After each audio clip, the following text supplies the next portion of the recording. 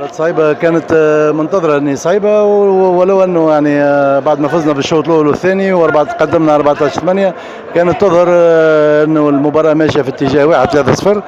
لكن التغييرات اللي قام بها نادي الصفاقسي خاصة على مستوى الموزع غير كومبليتمون يعني تنظيم الفريق، واحنا تسرعنا وربحنا قبل وقتنا، وهذا اللي خلى الفريق يرجع. وكي يرجع الفريق يولي صعيب واحنا يدخل فينا الشك وصعبنا على روحنا المباراة. كل حال الحمد لله اللي الشوط الاخير فزنا به ولو بصعوبة كيف. لكن فريق نادي الصفاقسي فريق محترم، فريق عنده امكانيات، لاعبين عندهم نضج كبير.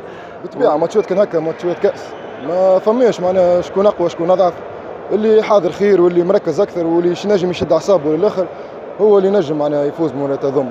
واليوم كنا معناها حاضرين، كنا نجموا نفاو المباراة 3 أشواط مقابل شوط، لكن ذولي خرجنا من الكونسنتراسيون نتاعنا وشفنا معناها الفوز قبل ما نربحوا، قبل ما يزفر الاربيتر. هذاك اللي يخليهم يرجعوا علينا معناها 2-2 واضطرينا باش نلعبوا 5 سيت.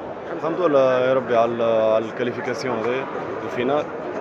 مباراة كانت صعيبة برشا، هما يحبوا يترشحوا الفينال واحنا نحبوا نترشحوا الفينال. ماتش تعدى باهي برشا 3-2، مي الحمد لله في الاخر وفقنا ربي، والناس الكل لعبت مليح، والناس الكل معناها دزت. الجمهور هذا يعطيه الصحة اللي يعاوننا برشا. الحمد لله يا ربي ان شاء الله نكملوا الفينال تو. صحيح مقابلة نتاع شد اعصاب، مقابلة نتاع نهائي نتاع بطولة ولا نهائي نتاع كاس. الزوز فرق كانوا في المستوى. النجم صعب على روحه المقابلة، كان فايز 2 بزوز أشواط بشيء وكان متقدم في الشوط الثالث.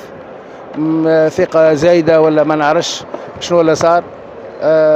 الثقة تحولت من نجم الرياضي الساحلي للنادي الصفاقسي، والشك تحول من النادي الرياضي الصفاقسي للنجم الرياضي الساحلي. عدلوا ولا 2-2. الشوط الفاصل كان صعيب، تلعبت على جزئيات.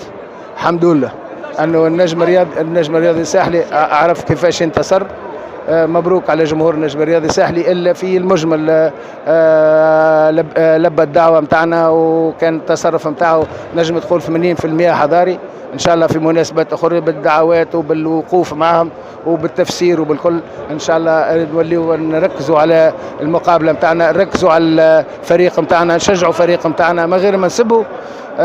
في الاخر مبروك النجم الرياضي الساحلي، مبروك الصفاقس اللي عندهم فريق يستاهل كل الخير ومستقبل قدامه. اليوم شفنا مقابله من طراز عالي تشرف كرة الطائرة التونسية، والحمد لله في الآخر نجم انتصر. إن شاء الله يكمل على المشوار، وإن شاء الله في النهائي يشرفنا ويفوز كما فاز فيه.